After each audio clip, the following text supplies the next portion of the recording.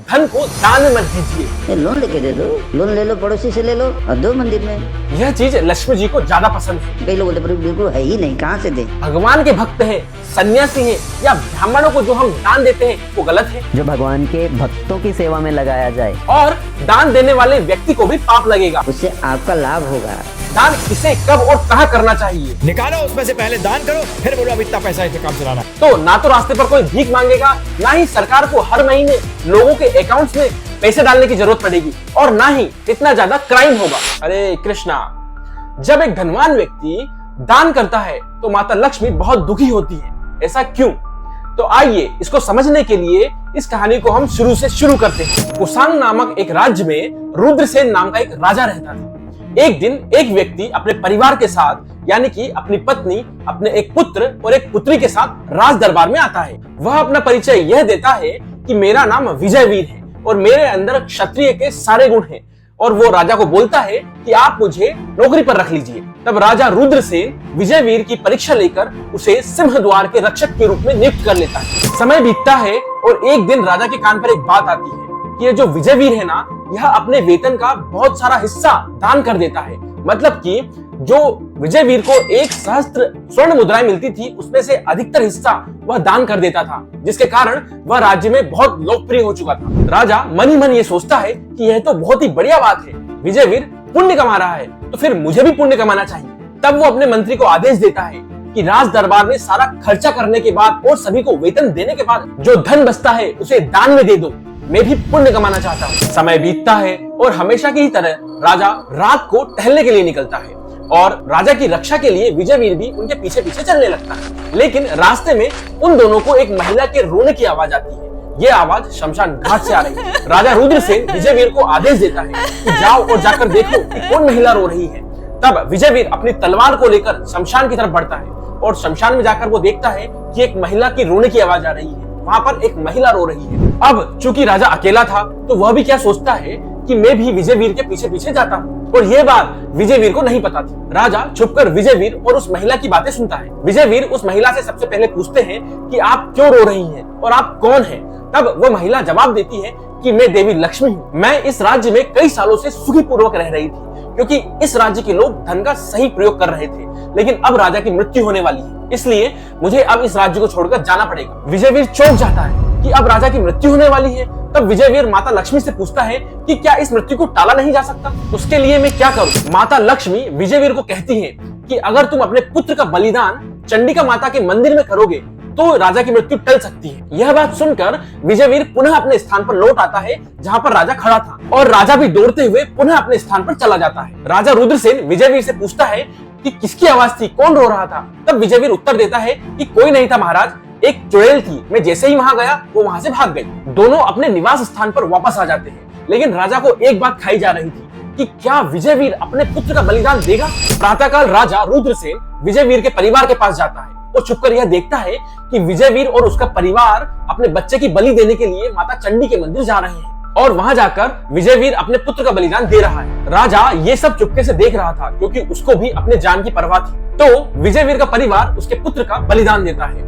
अपने भाई का सिर कटा हुआ देखकर उसकी बहन भी मृत्यु को प्राप्त हो जाती है, और अपनी बेटी को मृत देखकर उसकी माँ यानी कि विजयवीर की पत्नी भी मृत्यु को प्राप्त हो जाती है, और अपनी पत्नी को मृत देखकर विजयवीर भी मृत्यु को प्राप्त हो जाता है, यानी कि पूरा परिवार ही मृत्यु को प्राप्त हो जाता है। और यह सारी चीजें राजा रुद्रसेन छिपकर पीछे से देख रहा था। उसके बाद माता चंडी राजा रुद्रसेन के पास जाती है और कहती है कि तुम्हारे कारण उस परिवार का ये हाल हुआ है, तुमने अपने धन का सही तरीके से प्रयोग नहीं किया है, तुमने वो धन दान में क्यों दिया? और क्योंकि उस परिवार ने तुम्हारे लिए बलिदान दिया है, इसलिए तुम्हें एक वरदान मांगने का अवसर प्राप्त हुआ है। मांगो, तुम क्या मांगना चाहते हो? राजा रुद्रसेन विनती करता है कि क्या मैं उस परिवार को पुनः जीवित कर सकता हूँ? तब माता चंडिका बोलती है कि हाँ, तुम उस परिवार को पुनः जीवित कर सकते हो, परंतु मेरी एक शर्त है कि तुम अपने बचे कुछ धन का प्रयोग दान में नहीं बल्कि नौकरी उत्पन्न करने में करोगे, क्योंकि यह चीज महापुण्य की श्रेणी में आता है। उसके बाद राजा ऐसा ही करता है और वह जो विजयवीर का परिवार था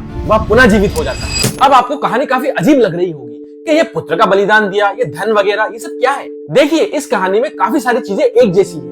मैं आपको सरल शब्दों में समझाता हूँ। जिस तरह से महापाप होता है उसी तरीके से महापुण्य भी होता है। और यह क्या है? जैसे अगर किसी ने कहा कि मुझे गोदान करना है, और उसने गोदान किया भी। लेकिन आपको यहाँ समझना होगा कि ये सिर्फ गोदान नहीं था, बल्कि हमें यहाँ पर यह कहा जा रहा है कि यहाँ पर ऐसा कुछ कार्य करना जिससे किसी का घर चल सके। जैसे यहाँ कहा जा रहा है कि गाय दान करो। क्यों?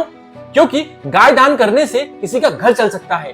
पहले के जमाने में गाय जो होती थी उसको दान करने से किसी के घर में जब दूध जाता था वो दूध का उपयोग करते थे, तब किसी का घर चलता था। अगर सीधी भाषा में समझाया जाए तो यदि ईश्वर की आपके ऊपर असीम कृपा है और आप इस योग्य हैं, आपकी आर्थिक स्थिति इस तरीके की है कि आप किसी को नौकरी पर रख सकते हैं, तो आप अपने धन को दान में मत दीजिए, किसी को नौकरी पर रखिए। ऐसा कुछ कीजिए जिससे किसी का घर चल सके। यह दान देने से ज्यादा बेहतर है। यह चीज लक्ष्मी जी को ज्यादा पसंद है। लेकिन इस चीज का महापुण्य तभी माना जाएगा जब आप उनसे प्रेम से रहोगे और उनसे इज्जत से पेश आओगे। आप ऐसा मत सोचिए कि आप उनके ऊपर कोई उपकार कर रहे हैं। अगर आप ऐसा सोचेंगे तो यह फिर महापुण्य नहीं माना जाएगा। अब आप बोलेंगे कि क्या इसका मतलब हमें दान नहीं करना चाहिए?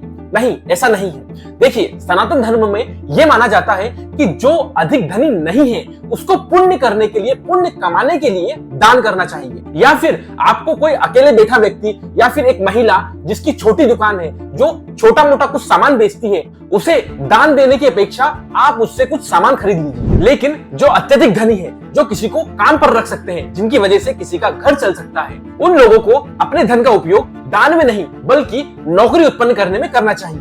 ये ज्यादा बेहतर है। इस कहानी में भी यही कहा गया है कि जब विजयवीर, जो कि अत्यधिक धनी नहीं था, वो दान करता है तो वह अत्यधिक लोकप्रिय बन जाता है।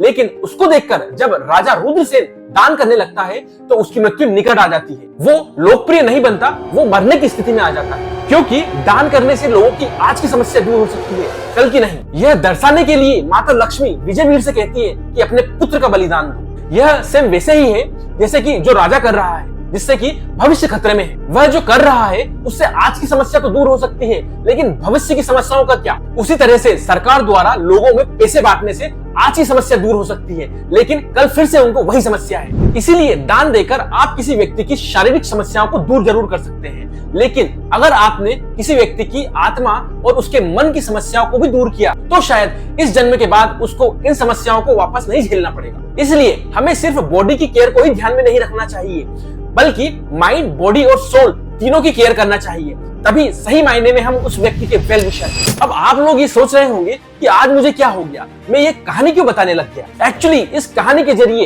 ये सिद्धांत बताने की प्रेरणा मुझे ध्रुव राठी के वीडियो से मिली, जिसने अपने वीडियो में ये बताया था कि आजकल सरकार लोगों को अलग अलग योजनाओं के माध्यम से पैसे बांट रही है। लोगों के अकाउंट्स में हर महीने सरकार द्वारा पैसे डाले जा रहे हैं और सरकार अपने वोट बैंक को बढ़ाने के लिए लोगों को ये लालच दे रही है कि अगर आप हमें वोट देंगे, भारी मतों से जिताएंगे, तो हम आपको हर महीने एक पर्टिकुलर अमाउंट आपके खाते में हम डालेंगे। और इसे महिला सशक्तिकरण का नाम दिया जा रहा है। देखा जाए तो ये शास्त्रों के हिसाब से भी सही नहीं है, क्योंकि अगर आप इतिहास उठाएंगे, अगर आप हिस्ट्री में चेक करेंगे तो पहले के जमाने में भी लोग ऐसे नहीं होते थे जो दान में दिए हुए या फ्री में दिए हुए पैसे के ऊपर पलते थे। क्योंकि उस टाइम पर सभी लोगों के पास अपना अपना रोजगार होता था, सभी लोगों के पास अपने हिस्से की जमीन होती थी और सभी के पास गाय होती थी। जमीन से उन्हें भरपूर मात्रा में सब्जी, फल, फूल, अन्न सब कुछ मिल जाता था और गाय से दूध मिल जाता था, जिससे वो भिन्न भिन्न प्रकार की मिठाइयां बना सकते थे। और उनकी इस सभ्यता से ये पता चलता है कि देश के हर व्यक्ति के पास जब रोजगार होगा तो ना तो रास्ते पर कोई भीख मांगेगा, ना ही सरकार को हर महीने लोगों के अकाउंट्स में पैसे डालने की जरूरत पड़ेगी, और ना ही इतना ज्यादा क्राइम होगा, क्योंकि उस समय हर कोई अपने कार्य में व्यस्त होगा और जिम्मेदार भी होगा। लेकिन आजकल देश में बहुत लोग बेरोजगार घूम रहे हैं, तब वो क्या करे? या तो उनका माइंड क्राइम की तरफ उनको लेकर जाता है, या फिर वो सरकार की स्कीम्स के भरोसे बैठे रहते हैं। इसलिए लोगों को पैसे बांटने की अपेक्षा उनको नौकरी पर रखना ये ज्यादा सही है। लेकिन क्या अब मैं ये बोल रहा हूँ कि जो भगवान के भक्त हैं, सन्यासी हैं या ब्राह्मणों को जो हम दान देते हैं वो गलत है? ऐसा नहीं है, क्योंकि भगवान श्री कृष्ण भगवद गीता के 17वें अध्याय के 20वें नंबर श्लोक में बताते हैं कि दान कितने प्रकार का होता है, दान किसे, कब और कहाँ करना चाहिए। गीता में दान के 3 प्रकार बताए गए हैं: सात्विक दान, राजसिक दान और तामसिक दान। एक व्यक्ति को सात्विक दान करना चाहिए, और दान देने से भी ज्यादा इस बात पर जोर दिया गया है कि आप किस भाव से दान दे रहे हैं। दान कितनी मात्रा में दिया गया है ये जरूरी नहीं है, बल्कि दान किस भाव से दिया गया है ये जरूरी है। जो दान भगवान की सेवा में दिया गया है